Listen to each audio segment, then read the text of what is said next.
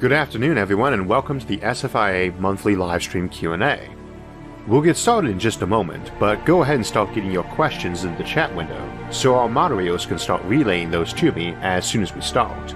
Please try to keep the questions concise and watch your spelling, and try to be polite to others in the chat. We usually go for about an hour, so you probably want to grab a drink and a snack, though we'll take a break about halfway through too. With all that said, welcome and let's get started.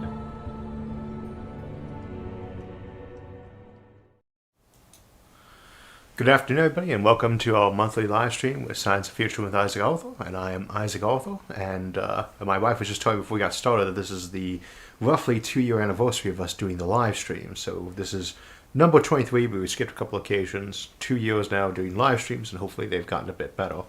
We'll get to your questions in just a moment, and just go ahead and give those to the mods, and they'll bring them up to me as soon as we can. But we have a couple left from last time, and we'll go ahead and get started. Yes, thank you, Isaac. This is Sarah. I think you forgot to mention that I was going to be reading the questions to you today. Yes, my wife Sarah, whose voice you're hearing, is the one reading the questions to me. So we had some questions that we were unable to get to in August, and I'm going to start with one from Aka. Isaac Arthur, greetings. Speaking of building megastructures, what do you think would economically make more sense? Hunt and mine asteroids, or mine the moon in the near future? That kind of depends on where your target is for actually building the various megastructures. We'll be looking at that more in the Returns of the Moon episode on October 1st, on our next episode. And then that's from the Becoming a Planetary Species series, episode 3. Episode 5, which I believe is late October or early November, will cover the asteroid mining orbital settlements case. Early on, when you're building mostly around Earth, there are going to be some near-Earth asteroids, not the ones in the belt, but the near-Earth asteroids, and there are tens of thousands of those, that might have a lower delta V or be more accessible to reach and bring into orbit than the moon. But if you're doing heavy construction of orbital settlements around the planet, you probably would get most of that from the moon. The asteroids are likely to be more orbital settlements set up there, or used for like Lagrange points or cyclors, which is something we'll cover in the Mars episode. Cyclors being a type of way of doing a fast spaceship between Mars and Earth or other planets.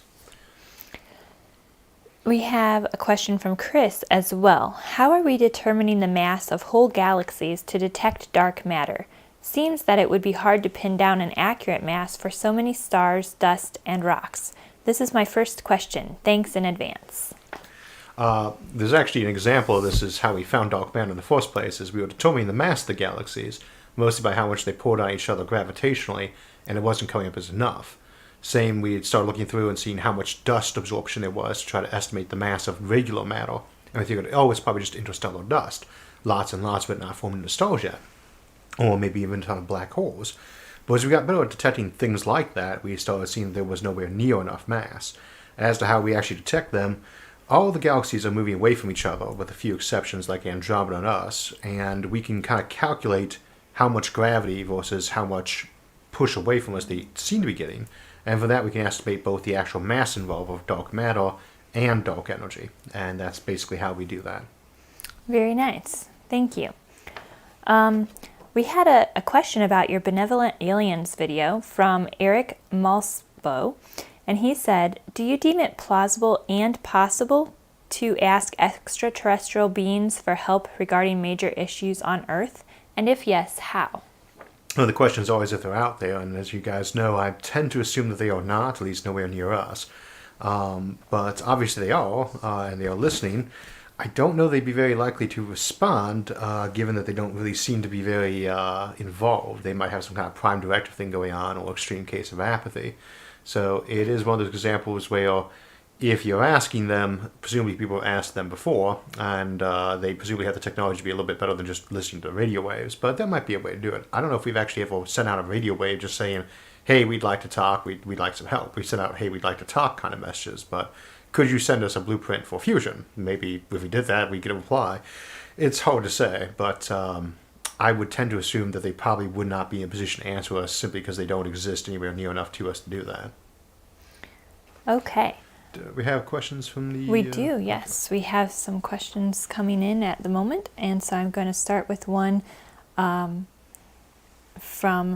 GameSpot Live. What do you think about larger life on Venus? We had that phosphine gas trace in the atmosphere that was the big news for the last couple of weeks, and then we talked about briefly in this week's episode. The usual thought is that if you're taking life forms on Venus and they're in the atmosphere, they'd have to be either very tiny microbes that could float around like dust in the atmosphere, or they'd have to be living blimps, which is potentially doable. You could have a pathway that resulted in things expanding as cells to be basically living blimps, in which case they might have to be very big if they're going to be smart, but size is often not an advantage either. And there's the other thing, if they're big enough, then we probably, well, I wouldn't say we'd spot them yet. We really haven't done enough on Venus to be able to say we could have spot something even the size of a blue whale. But if you got really big ones, we'd probably tend to see those and maybe already have seen them. But then there's got to be a whole chain of food chain for these things to be living on, a whole ecological niche, and that should have things filling up in various size ranges too. I tend to assume we're not going to find any life on Venus, and if we do, with the phosphine gas, for instance, what's the most likely way it could have gotten on Venus? Well, it could have come in on a meteorite any number of times. It could have evolved there naturally, or it could have come in on one of our space probes, because we don't really bother sterilizing those as well as we should. All it would take is a handful of those microbes to survive the journey from Earth, which is entirely plausible, and then to have survived, and at least one of them survives and Venus divides, and then even 10 years later, microbes reproduce very quickly. So if there does turn out to be microbial life on Venus, I'd say there's probably 50-50 odds that its origin was Earth. Okay, so we have a question here from Isaac Bordeaux. Hey Isaac, I hope you are having a good weekend. Which one do you think is more likely, faster than light travel or faster than light communications? I am having a good weekend, and you have an excellent first name. Let's see. We usually say faster light communication is the more likely, just because there's a little bit more wiggle room in special relativity and general relativity to permit things like that. You are not necessarily engaging in time travel to transmit a message a distance farther than light could have carried it. That's the other aspect of that is if you are doing something with like a wormhole, for instance, it's obviously a lot easier to make a wormhole mouth that's just big enough to get, a laser beam through than to actually fill a person with. And you can also, if there's a lot of noise from something like that, and there probably would be a ton of noise. Trying to go through a wormhole is like going through a black hole. And so you have a lot of noise and interference that's probably going to be in that. And it's a lot easier to get through a signal that's just being pumped at a very slow amplitude than it is to get something like a person alive and intact. So faster than light travel and communication, I tend to think neither one of them is allowed for the same reasons. But from a practical standpoint, I would tend to guess that the communication thing would be much easier. Possible exception of the Alcubierre warp drive. And again, that relies on negative matter and energy, but that is more of a move object kind of thing. In which case, moving a small object with a little data chip on it is probably a lot easier than moving a spaceship, but with people on it. But either way, that's probably the case. Underlying emphasis, we want to arrive alive and intact. yeah, that is one of the key issues a lot of time on these things. Alive, intact, and back the other way. Oh yes, that too. So speaking of alive, we have a question from Abanan Sarswat Gogoi. Will life evolve everywhere in the universe where suitable conditions are available for a sufficient amount of time?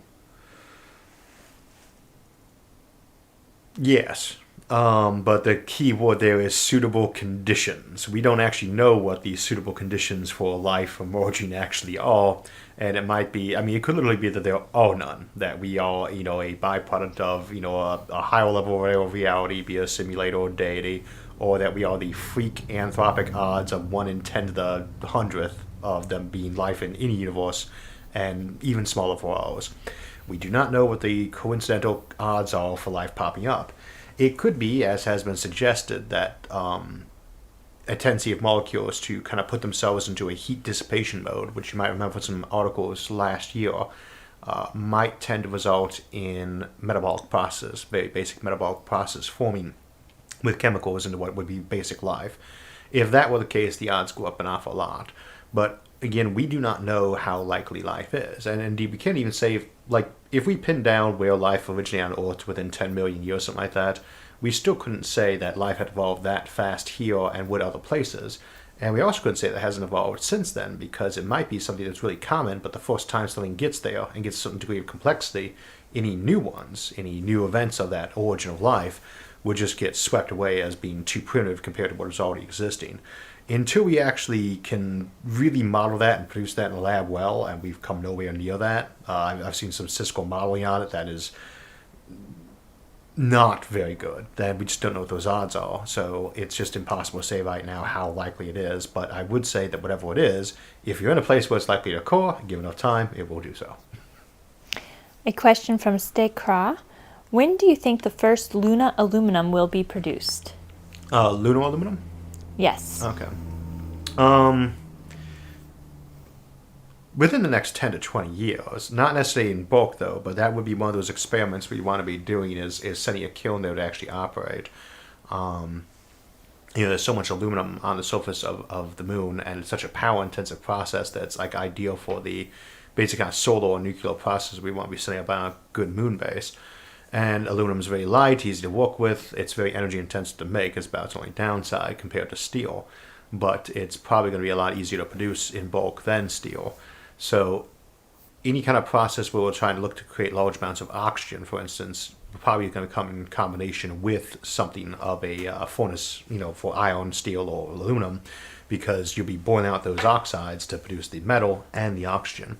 So we have some experiments going for that already in terms of oxygen production. The next step would be to try to see if we can produce metals that way and get those up. In terms of large-scale metal production, 5 years plus or minus from the first moon base. And that depends on how much you mean by large. We have a question from a channel regular, Albert Jackinson. Hi, Isaac. There seems to be a lot of dystopian or utopian societies portrayed in science fiction, but ones that are less extreme seem to be less prevalent. Why do you think that is? Narrative bias. Stories that are not exciting are not published, or not read, do not get sequels. There is actually an entire genre of fiction, or I should say subgenre, almost each one that is just about day-to-day ordinary life, and I actually tend to be more fond of that in a lot of these shows than the exciting bits. But even then, if you have a society that's basically a genuine utopia, as opposed to the utopia on the surface with evil cracks underneath, or is not dystopian, just maybe a little bit of bureaucracy and problems, that's maybe not the sort of story that's going to have interesting heroes running around it. But we do get examples of that kind of fiction, though. Artemis, sorry, not Artemis. That's not an example. The Martian by Andy Weir, who also did the book of Artemis. There's no dystopia or utopia going on there. It's a regular old life. It's just that here you have one person who has gotten himself stranded, and everyone's going out of their way to help him. That's a very utopian look at society. Everyone really does buckle down and try to help him once he makes his presence clear.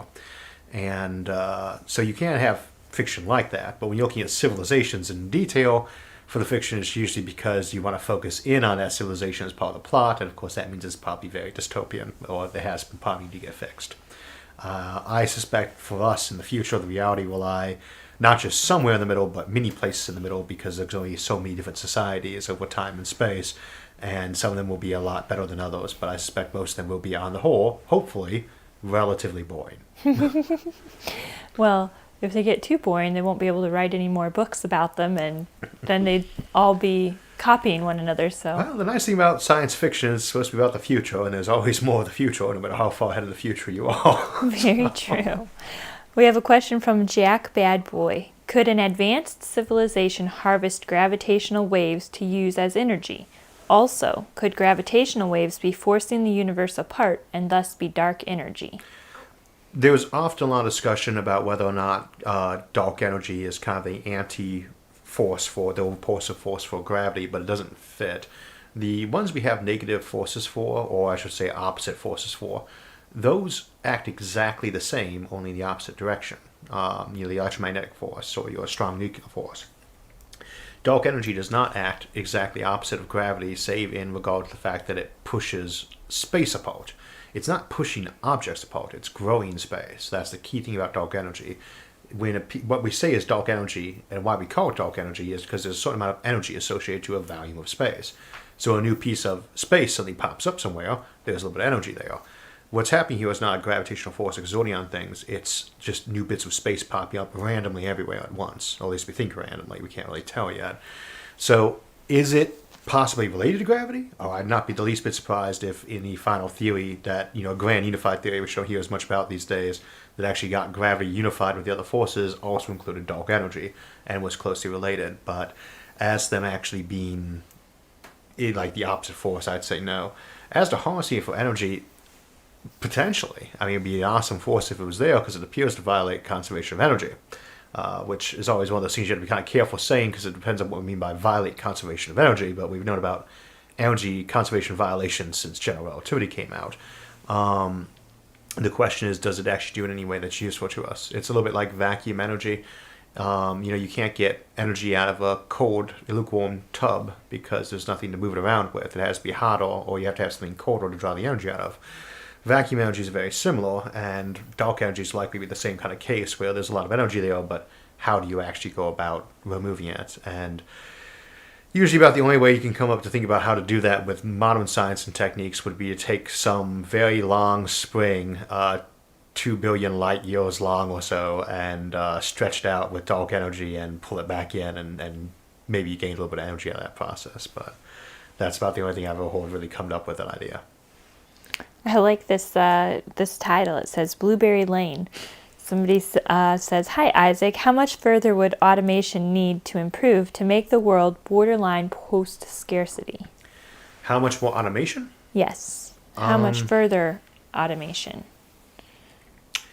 It kind of depends on what sort of automation, and always depends a lot on what we mean by post-scarcity. We do have an episode coming up on that again, either late October or early November, becoming a post-scarcity and Kardashev 1 civilization, which are not necessarily the same thing. There's a lot of things that can make you post-scarcity, but the two big ones we tend to focus on the show are abundant and replaceable energy, renewable energy, or much, much better automation. And in fact, better automation will give you automatically renewable energy because you just can fabricate solar panels for $1 a square foot or something like that, so it gets so cheap to make them that it's effectively abundant. But I would say that if we get to the point that maybe our total production from automation maybe doubles about what it is right now, that would probably be enough to kick us over. Again, it's so tied to what we actually get better at automating specifically. Again, the solar panel example or mining.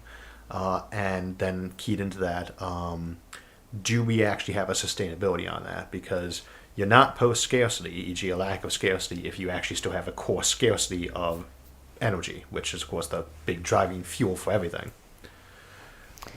The next question is from Abi Najib. Is a city inside an asteroid like in The Expanse possible? And will you make an episode about it? We have talked about doing that inside asteroids before, and it's actually one of those things I tend to like to make sure to raise a point on.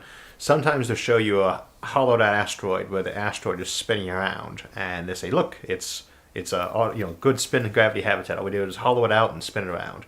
If you did that to an actual asteroid, you would rip it apart. The layer you're standing on has effectively that much gravity pushing outward, so it would be falling apart as though it was under 1g of gravity, or a little bit more because it's further out from where your feet are. And most of those things, you could take them apart just spinning them a little bit faster. They could not handle that level of rotation. Maybe the metallic ones, if you very carefully redid it, but they probably still rip apart. The key with an asteroid, if you want to hollow it out and use it as a city, is to core it out, put a cylinder inside it, like a thermos lining, and then put another cylinder nested inside that you spin around. So you have a spinning habitat that's inside it, but it does not spin. The soda can is spinning, the rockets inside is not. And that works perfectly fine. It's a very cheap source of shielding. You just burrow into the asteroid, which is simplistic enough, and you build your habitat, but you do not hollow it out and live on the inside of that, as it were. That, as to realism, though, very high. Not so much for the orbital settlements around Earth, because there you're chucking the matter in, and you have to pay the energy bill for moving gigatons of raw material you don't really need. But in terms like the asteroids, there are around 1 million of them, at least, that are big enough to hollow out and kind of recombine into making like at least a Kaplana-sized habitat, if not a no-neo cylinder. B-51 Bomber asks, you recently had an episode about the phosphorus problem. Is it possible to manufacture more phosphorus if a future civilization needs to alleviate a major shortage? Yes. And I think we mentioned that in that episode. None of the stuff that goes on inside Star Wars is something we actually have a problem replicating these days. I think that's a mistake people make about fusion sometimes, is they think, oh, well, it's very hard to do because you have to replicate the what's going on inside the center of a star. No. But that would be easy. It's very easy to replicate the circumstance inside the center of the stars. That's not enough. You think about how much energy the sun gives off. We say it's 10 to the 26 watts. But then you have to keep in mind that if it's 10 to 26 watts that it's giving off, and it's about 10 to 31 that it's weighing, that means that a kilogram of the stuff is giving off not even a milliwatt. You need tons of the material that's in the center of the sun just to give you enough energy to light a light bulb. It's just that it does it for billions of years. So it's very energy efficient, but not very energy intense. We have to do way better than that to make fusion. The same applies to things like supernova. Those are very extreme circumstances that are going on there, even compared to the insides of stars. But what's creating that silicon, just the thing's about to blow up, and then that silicon can absorb a neutron, presumably, we're not positive about the process. Silicon absorbs a neutron and turns into phosphorus. And that's our source for phosphorus. So if we take a bunch of silicon-30 and ram it with neutrons, then we got phosphorus. We've got things we can use to source of neutrons, like uranium. Burrito reactor, same as how we make plutonium. But the simple answer to that question is we can make phosphorus that way, but only if the phosphorus is valuable enough to us that it's basically as valuable as plutonium or some of the other things we make using burrito reactors. So that would require either a massively cheap source of neutrons, which is possible, or a desperate necessity for phosphorus. And I think that by and large, we would probably only end up doing that after we'd exhausted everything else in the solar system, probably including taking apart gas giants. Mr. K says, what's your view on the WOW signal? What do you think it was? Noise. Or reflection. I know the WOW signal, it certainly got a lot of people's attention, got a lot of interest in SETI, which I'm glad for, but you have to keep in mind with a lot of these things, if you're trying to send a message to people across space, maybe it's an accidental blip of their own stuff that was otherwise being secret, but you're not going to have a signal that's, a few bytes and doesn't repeat itself because you don't know if anyone's going to be listening. You blast that thing over and over and over again. A repeating pattern they cannot possibly be confused with that is artificial origin. Or you send something very long that's still clearly artificial that repeats, e.g. Wikipedia, or some strained down Rosetta Stone that you just keep repeating over and over again, and in a background signal of like the first 1,000 digits of pi. They know that's artificial then. And so the only alternative is that was an accident, right? Well, if it was an accident from a nearby spaceship that just happened to give off that signal and nothing else, it's also just plausible to assume that it was reflected off of, any number of other objects in our solar system, our moon, a satellite. There are so many options for what could have accidentally produced that signal, and very little reason to think that was an intentional attempt to contact us. Channel regular Jonathan asks, do you have any idea for a sci-fi fantasy setting or story that you would willingly tell us? Add-on question from staff. Is there a chance that we'll see any books written by Isaac? Probably yes, for something nonfiction. I was actually thinking about writing a Fermi Paradox book or a collection of essays this year, but that was last year. I was thinking about that. That was before getting married. Yeah, that kind of got me a little bit distracted. Fiction-wise, it's not that I don't have plenty of thoughts for potential stories. I actually routinely share them with folks and tell them to go ahead and write them up. It's more that I don't know that I'm very good with character dialogue. I think almost every character I write, whether they're a hero or a minor character or the bad guy, all kind of tend to come off like supervillains or chess masters, or wooden exposition things that just tell you about the backstory. I like creating worlds and settings. I'm not that interested in writing the plots of the stories for them, but I might give my hand I might give it a shot at some point. But nonfiction, probably yes at some point. I mean, when you get around to it, the show is basically just essays that I put out, that I put a video on top of and narrate. Those could just easily be bundled into books, and I think at this point I'd be up to, well, let's see, 300 episodes at 5,000 words a piece. It's actually over 300 words. It would be 150,000, 1.5 million words. There's probably several decent-sized books. So I think the fantasy doorstopper was like 400,000. John Hopkins says, could we use nanobots to grow megastructures? Potentially, if you can get nanobots that you can actually walk to that. Although one thing that I like to warn people off with nanotechnology and replicators, we see them in science fiction always as, a single breed.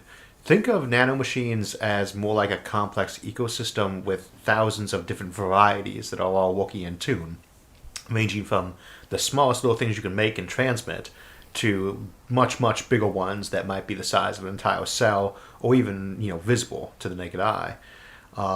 Think of nanotechnology never as individual assemblers, but an entire spectrum of them, an entire ecosystem of them. And then also keep in mind that just because you can do something at a tiny scale does not mean it's advantageous. By and large, if you want to produce a sheet of metal, you are much better off using a great big stupid kiln that's automated, a clanking self-fabricator example, as opposed to a trillion little robots that are doing that. You have to get them energy, you have to repair them, maintain them, they're fragile. In some cases, like if you want to make things so very big, you're going to incorporate very large things into it, e.g. vats of metal. We have a donation from Winton Ashley. Thank you. And his question is, you said that some requirements for a species to be spacefaring would be curiosity and expansionism. What about a desire for new things, places, and experiences?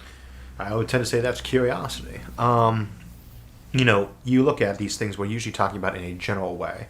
Biologically, species should tend to be curious and expansionist in a general sense. As I say, when we're talking about things like end goals or instrumental goals, I have a desire to survive, we say, a will to survive as an organism, and it's survival of the species, we say, too.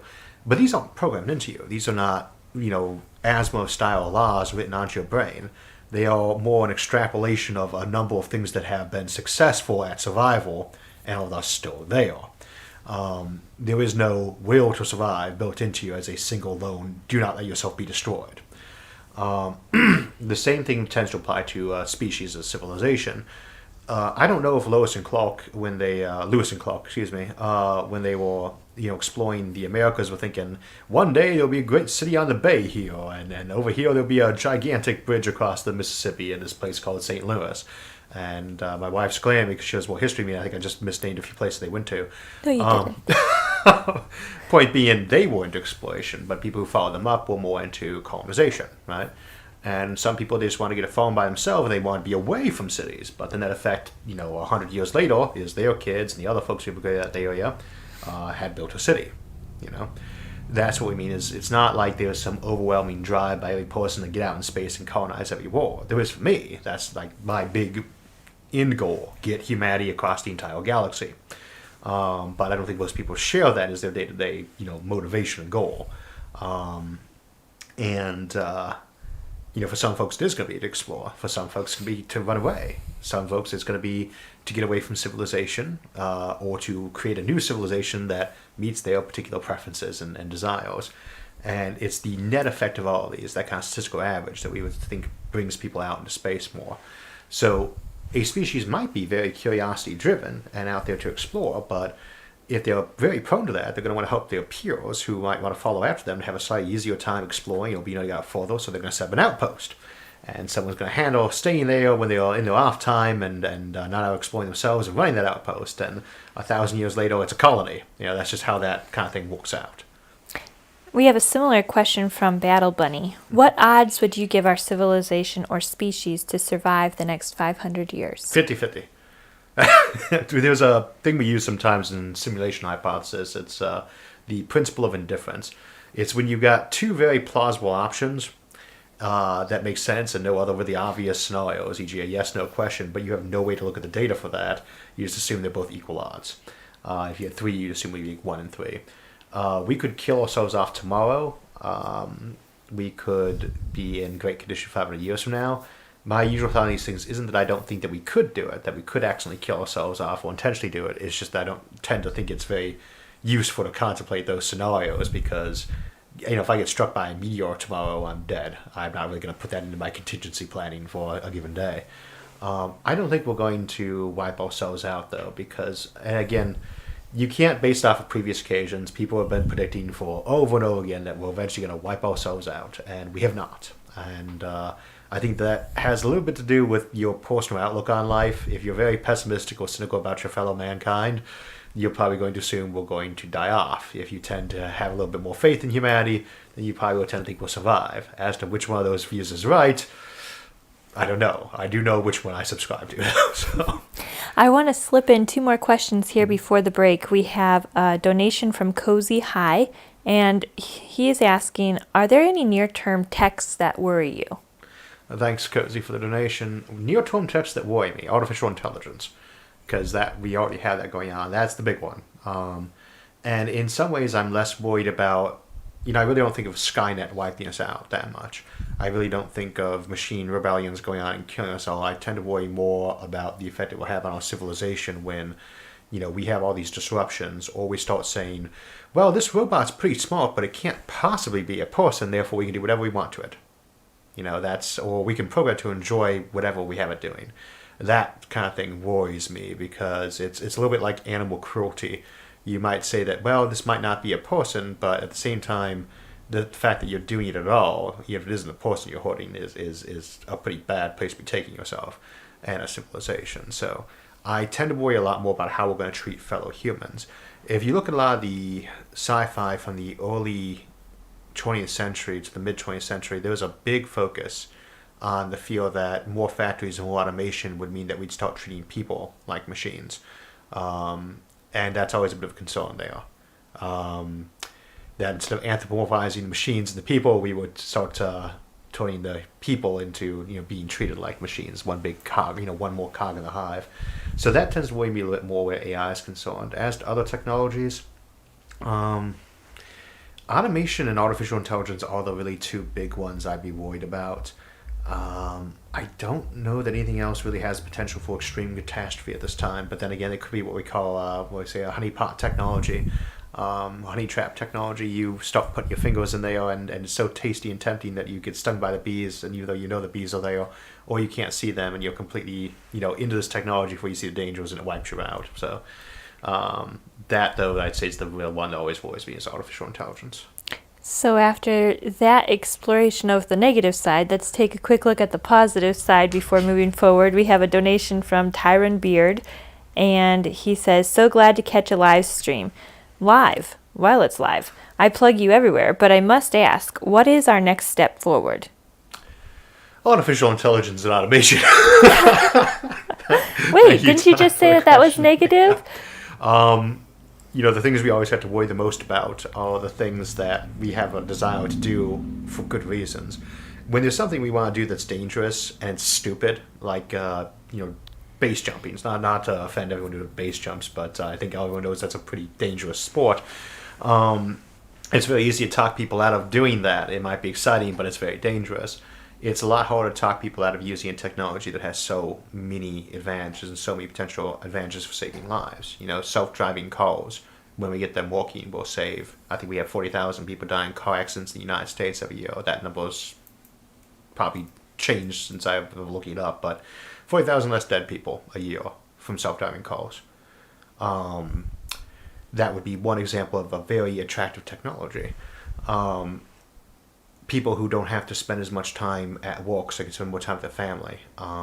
Teachers who can spend more time one-on-one with the students because the machines are helping do a lot of the simplistic parts of the education. All those things are very, very attractive. And they are probably very, very good for us. And they are also potentially very dangerous. So it's the same with internal combustion engine or nuclear power or so many others. The danger and the reward, it's the fact that there are both of them that make it such a concern, because the question is, can you rise up to the challenge and find a way to use this safely, or is it going to smack you under? And automation is the one that offers us the biggest chance of really getting up into space, really having that civilization we all want, where it's the horn of plenty, as it were. And so it's that challenge we're going to have to tackle. And I think that's why we focus on it so much. Otherwise, we could just say, ban that stuff, Dune style, but Leo and Jihad, no artificial intelligence. That's the problem, though, is that it's got so many advantages we get better at it that you probably can't do that. We're going to go ahead and head to break. We'll see you in a few minutes. So we'll be taking a quick break, and it's a great chance to grab a drink and a snack, like I'm doing, or get some questions into our moderators. Folks occasionally ask what the process is for getting those questions in, and the simple version is you put it in the chat, the mods copy and paste those into a Discord window, and Sarah reads them off to me. They go roughly in chronological order of being asked, but many do get skipped if the mods can't figure out what the question is asking, if it's too roughly misspelled, includes profanity, or is one of our no-go topics like current politics. Sometimes one of the audience or mods will have answered the question too, or it was a topic that we'll cover in upcoming episodes, and they can get skipped for that. Our mods are frequently also our script editors, so I often know if I did or didn't cover something in an episode coming up soon. We do prioritize super chats, but beyond that and the aforementioned, we basically get them in the order given. If yours gets skipped, it's fine to resubmit it, but odds are if you've done that twice, it's probably a question I'm not going to see. Incidentally, I don't see the chat real time, neither does Sarah. While I do go back and watch it afterwards, I can't juggle monitoring our chat and fielding questions simultaneously. Our mods handle that, and I can't reply to the chat once the livestream is over, but I do reply to the comments on the livestream that evening and next day. So if yours doesn't get asked, you can copy and paste it there after the show, and I'll try to get to it. I was mentioning a moment ago that our moderators are often our editors too, but many are not, and many of our moderators on our other social media forums wear multiple hats for the show as their time and interest permit. There's around 100 volunteers who help out on the show, some a little, some a lot, and in a bunch of different capacities, many of which aren't in our credit roll at the end of the episodes. So I want to take a moment to thank them for all they do, past, present, and future. If you're interested in helping SFIA out in the future, we're always looking for volunteers, whether it's moderating, editing, brainstorming, graphics, or so on. We're also grateful to everyone who's donated to help keep the show going by Patreon or over at our website, isaacarthur.net. And speaking of patrons, happy 30th birthday, Owen! But the biggest thing you can do to help the show is just to share with others and hit the like button on the episodes. Lastly, I wanted to give a quick shout out to David Dickinson, who co-authored the Universe Today Ultimate Guide to Viewing the Cosmos last year with my friend Fraser Kane, and who has a new book out, The Backyard Astronomer's Field Guide, and sent me a review copy. It's an excellent guidebook, and if you're looking to do some astronomy in your backyard, October 1st is going to be the best night of the year to look at Mercury, local weather permitting, and we've got the Draconid meteor showers on October 7th, and Mars at its best angle for photography on October 13th. We also have an episode on Mars coming up in October too. If I've not mentioned it before, I used to run the observatory for my university back when I was in grad school, and I always recommend autumn viewing as cold air is best for viewing, but it's still warm enough not to need 5 layers of clothes and a thermos full of coffee or hot chocolate. It's a fun hobby, but one of the few areas where amateurs can still contribute a lot to the science. And who knows, you might save the world if you spot that next asteroid heading our way, and Dickinson's Field Guide is a great companion for getting started. With all that said, let's get back to the show. And we're back. Well, we have gotten quite a bit of audience participation today, and I have a lot of questions for you remaining. So to start off with, we have Kurt Elm. Isn't a black hole civilization hilariously vulnerable to a hit from a much smaller black hole, like a magazine hit to a battleship? Potentially. If you hit a black hole with another black hole, that requires some very precision targeting because you're going to have to pretty much hit them right on. When two black holes merge, what's going to happen is they're going to grow relative to their size. So if I hit another black hole with another black hole, yes, you will have a certain amount of gravity wave pop out, but if it's just a very tiny black hole hitting it, it's not going to do much to disrupt things. Another question from the infallible God King of Humankind says, how do you think humankind will react to the confirmation of extraterrestrial life? Will people disregard it because it's just microbial, or will we panic due to the presence of the super advanced? I guess it kind of depends on the context. The user ID name there made me think of 40K. So obviously, if there's Xenos 40K style, we will react by dying a lot. But I think the last poll I saw on this said 50% of the population already believes that aliens are around and in contact with us. Such being the case, the reality is going to be much more shocking, but the information itself, it'll be big news for a couple weeks, and it will be one of those game-changing things for civilization, but I don't think it's going to be riots in the streets or anything like that. Unless they are attacking us and murdering us. That's positive. Weekday Wargaming asks, can you have an interstellar empire without faster than light? Yes, but when we say interstellar empire, a lot of times what people mean is a galaxy-wide one, which is 100 billion stars. They are around 1,000 within a light century of us in terms of communication time that we could hear from them and respond back in a century. That's kind of pushing it to have a civilization going that's that big, but it kind of depends on how closely they have to be linked together. If you've gotten yourself very stable as civilizations, where you really just have a kind of a loose agreement of trade treaties and things like that that run between the various star systems, that could probably be a pretty well knit together thing, especially with life extension going on. Similarly, Cosmo Explorer 101 says, could there ever be a time period where the population increases so fast that we burn out our resources before we can get enough people to different places? Yes, it's possible. We had this come up last time with Malthusian concepts. Is can you grow too fast that you kill yourself off as a war and collapse? I tend to think that we're smart enough to avoid that. Many people disagree, and obviously those are opinions, mine and theirs. But we talk about how our population growth rate is slowing down compared to last century, it quadrupled, and it's still rising. That's a thing people miss on this sometimes. The population has still been increasing. It will hit 8 billion in a couple of years, and it was 6.2 at the beginning of the century. Yet that population growth rate has slowed a lot too. But it could go right back up again. Life extension technology, where suddenly people decide I want to have a kid every 3 years, and I'm going to do it for 500 years. That's going to see a big rise in population. And that's not even getting into things like digital people cloning. If you can clone people, you can produce them probably about as fast as you want. Typically in the duplication mode of cloning as opposed to just growing a twin. And with digital people, they might be living ridiculously fast. Their subjective time might be, I'm going to have a kid once every 1,000 years of personal time, and that means they are having a new kid every 10 seconds, I think they better consult with their wives on that, with the life extension technology. Just saying, when you said a child every 3 years for 500 years, that's like 166 kids. Yeah, that's a doable number, I think. Currently, the record is 69 children for one woman. That's an awful lot. Well, there you go. But, again, with things like cloning options or with digitization, you don't necessarily need to have another person involved either. You got a lot of grandkids that way, too. Grandkids. Okay, we'll talk about 500 grandkids. Anyway, we have a question from Zolt Z. You often advocate space farming. Wouldn't we need to ship up 1 ton of bio waste to harvest 1 ton of biomass, rendering the process incredibly energy expensive? No. It's a common mistake to assume that everything that you're eating is grown out of things that are already dead. Almost all the mass of a plant is coming from water and nitrogen in the air, right? And things like hydroponics, for instance, they are putting the nutrients in there, but they're still getting most of their mass from the water and the air.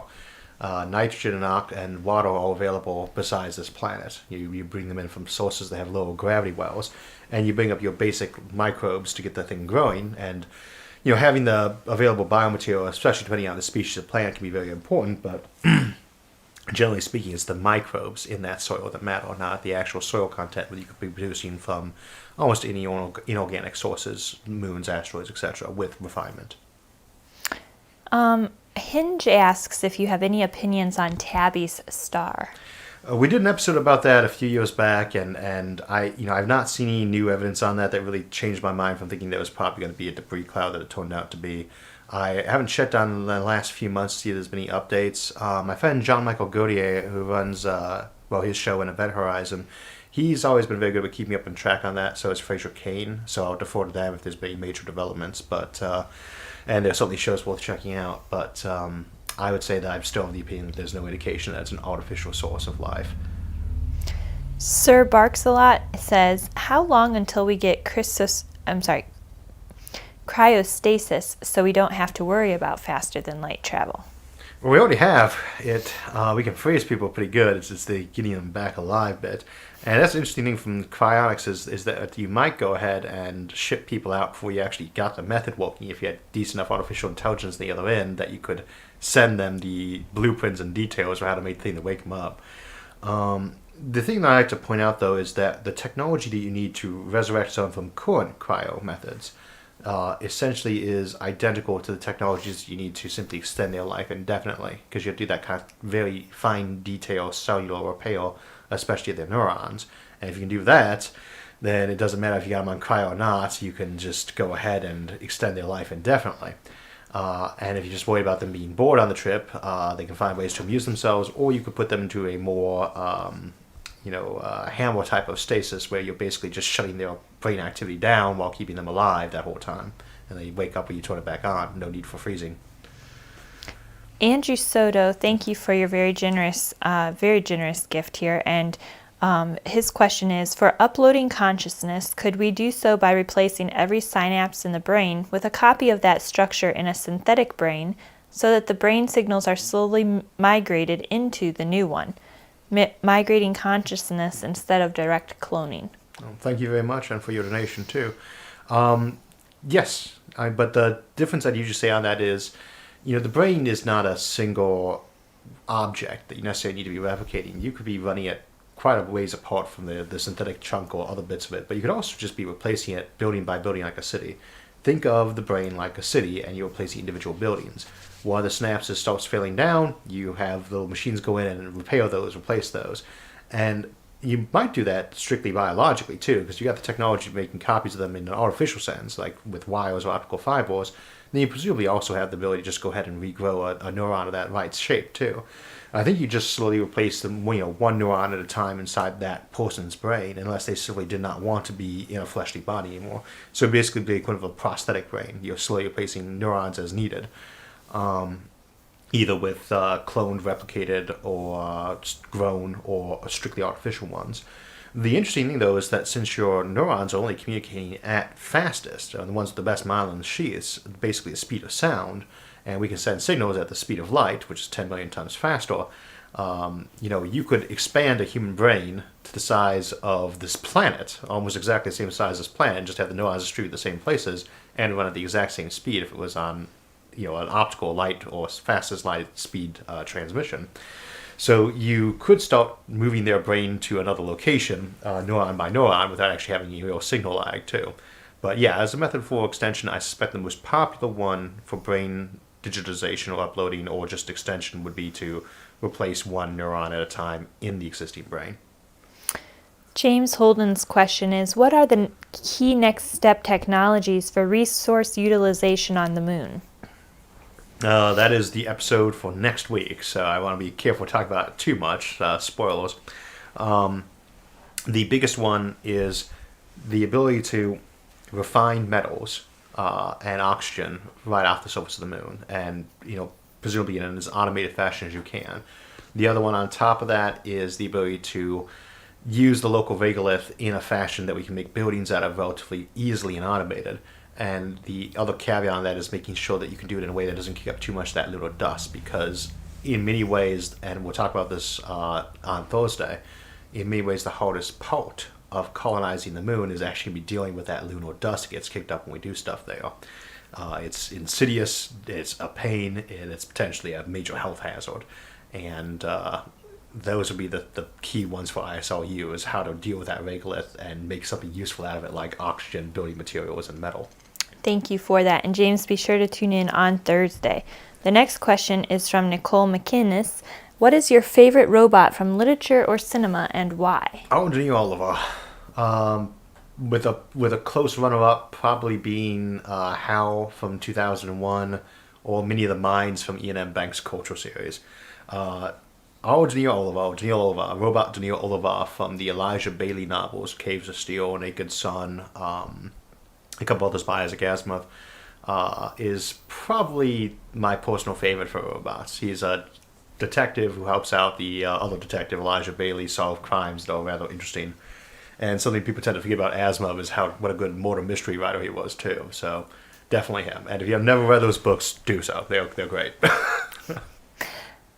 The Three Internal asks, what's the single most important thing missing or the technology to develop to kickstart the space industry? There's a couple of them.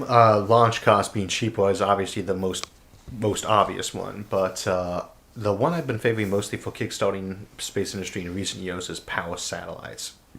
If you can get the ability to mass produce solar power and direct antennas down Earth and beam energy back home, now you've accessed a trillion-dollar market, a multi-trillion-dollar market in our global economy.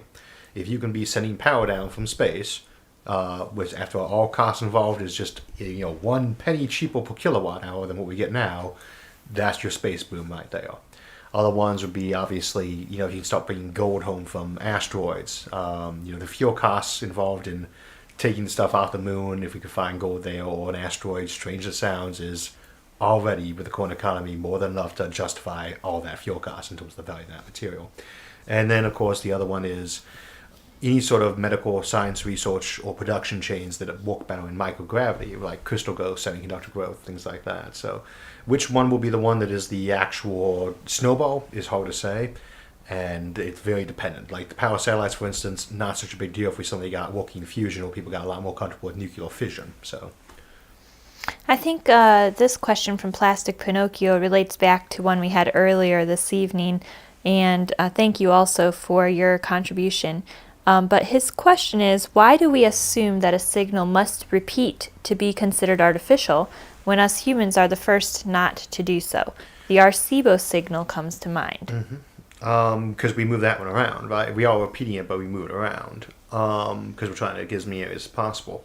The thing to keep in mind is that we have not made a dedicated effort as a spacefaring civilization to make contact with anyone. We're just popping those signals around as we go, and a lot of us aren't really very fond of that. I don't think it's a good idea to be transmitting those messages, for instance. I just don't think it's much of a concern because I don't expect to find any aliens. It just depends on what your goal is. If you know there's a civilization there, as opposed to just reaching around at random, then you're going to repeat that message. That's the most logical approach to do it. Just keep repeating until someone hears you. But if you don't know, then you're going to go for that, especially if you're power limited. You're just going to broadcast around at random, and you try to hit as many places as possible. The thing is, there's an assumption there that if you're sending messages out to other civilizations, that you're going to do this for centuries at a time and are already spacefaring to some degree. And so that means you're probably much better at targeting things in the first place, and it probably means you have much more energy abundance, in which case you build a transmitter and you leave it locked onto one location. Or maybe you have it go to 1,000 that repeats every 1 second blip every 1,000 seconds or something like that. That's the assumption there.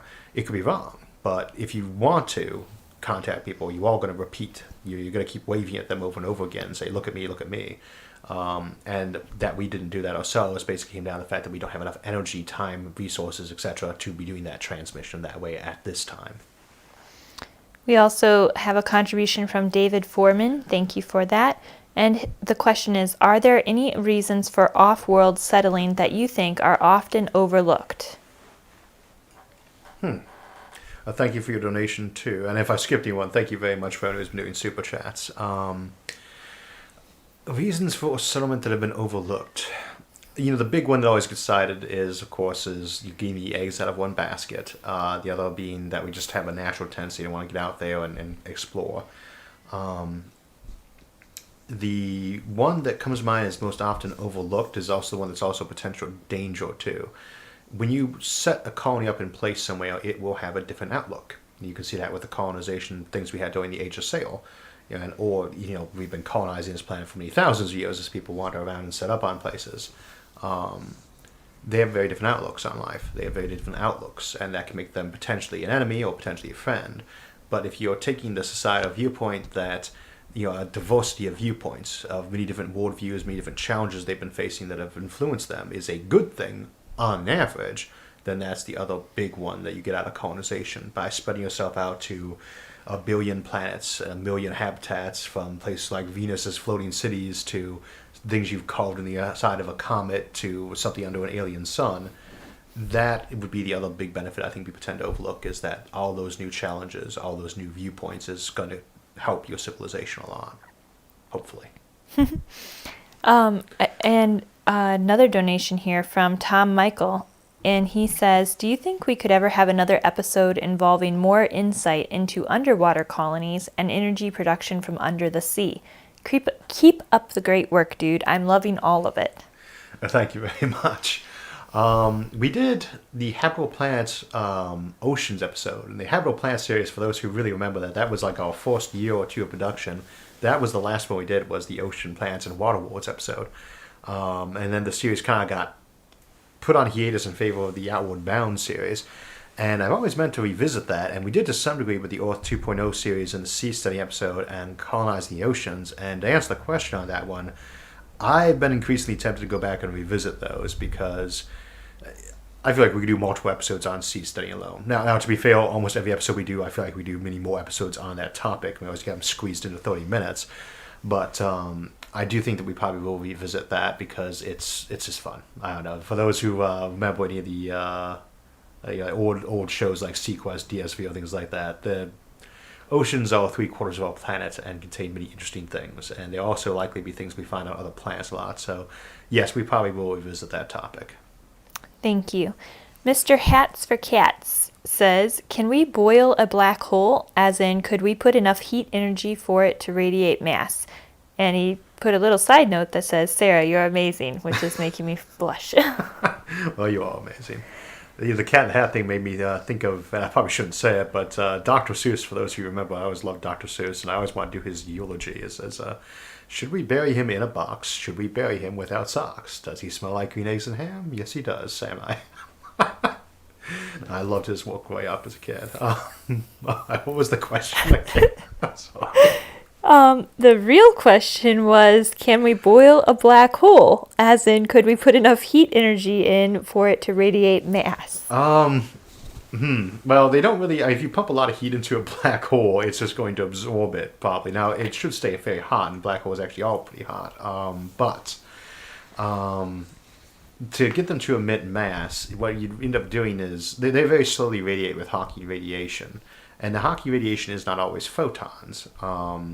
First, you'd want to do a very small one to do that, but what you'd probably be doing is, because it can also come out other virtual particle pairs like a proton and antiproton, those are just expected to be less common. What you do is you'd probably reflect the radiated energy away from a small black hole, reflect that energy right back in, except for when it's protons or neutrons or antiprotons or electrons, and you'd siphon that off and just keep putting the normal photons back in again, which I guess would be pumping heat into it. So that method could potentially work, yeah.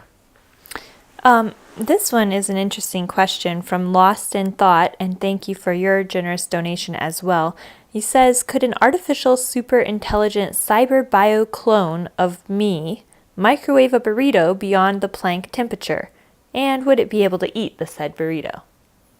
No, because the Planck temperature, for those of you familiar with Planck units, we tend to think it was very small. Planck meter is like 10 to the negative 45 meters, which is a trillionth of a trillionth of a trillionth of the size of an atom, and that Planck second or time interval is like a billionth of a billionth of a billionth of a billionth of a second. However, some of them are very big, and Planck temperature is one of those. We believe the Planck temperature is the temperature that it would be at the core of a Planck star, which is a possible black hole, or when the Big Bang happened. It is very hot. It is the hottest thing ever. And we should not be able to get hotter than that. And what's more, if you actually microwave the burrito to that temperature, you would destroy everything within, if not the planet, possibly the solar system. Yeah, I'd have to run the numbers on that, but it would be very So destructive. you're saying there would be nothing left to eat the burrito? There would be nothing left to eat the burrito. Oh my. Well, we would like to avoid that. Joshua Scrivener says, do you think there are any particular special uses of neutron stars and other exotic objects for the interstellar civilizations? We were talking about making phosphorus earlier, and I'm pretty sure you could actually use neutron stars as a cheap way to mass produce heavier elements. Indeed, that's where a lot of the heavy elements come from. We think supernova, but they actually come from neutron stars colliding, or white dwarfs colliding. And you wouldn't necessarily have to do that specific process of an actual collision in favor of just siphoning the matter off through something like a particle collider and doing that at a smaller scale. So it might be a very easy way to produce rarer elements like phosphorus, for instance, or gold or silver, etc. So here's a question from Sebastian McConnell. If gravitons exist, is it possible that we could one day use them for artificial gravity? Possibly, yeah. If you can, gravity kind of falls into three types. You've got the gravity that pulls objects together, we call active gravitational force. You've got the gravity that, and this is what we'd say, actually I should say mass, comes in three types. You got the passive effect of how much mass pulls things and how much it responds to being pulled, and then how much it responds by being pushed on by another force. And those are your three types of mass, two of which are gravity. If you can find any way to actually replicate that without using mass, same way we might emit a signal, then you have options. And I think we discussed this in the anti-gravity episode, Clark Tech anti-gravity episode, then you certainly have options for producing non-omnidirectional gravity and, without necessarily having a ton of mass. So you might get your artificial plating out of stuff like that. And that would be one of those really game-changing technologies, because then you could probably start getting away with making things like black holes that don't actually have a ton of tidal force involved. I'm going to wrap up with just a couple more questions here. We have a donation from Cozy High again, and this is a follow-up question to an earlier question, and they want to know, how could future 3D printers be used or misused? It depends on how good they are. What I was saying, we brought this up in the Santa Claus machine episode, don't expect it to be a Star Trek replicator. Don't ever expect anything that fast or that intricate. But if you had something that was pulling that off, the obvious answer was used to make all the components you need to make a doomsday weapon. And you could potentially be doing that in the basement. 3D printers, I think, for the near future at least, are likely to be limited to slow, intricate production, or if you just wanted to make something that was not available for purchase but you had the schematic for.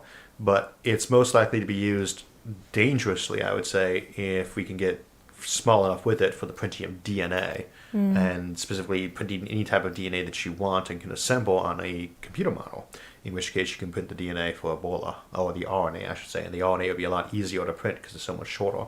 You could print the DNA for Ebola that you'd model to be even more dangerous.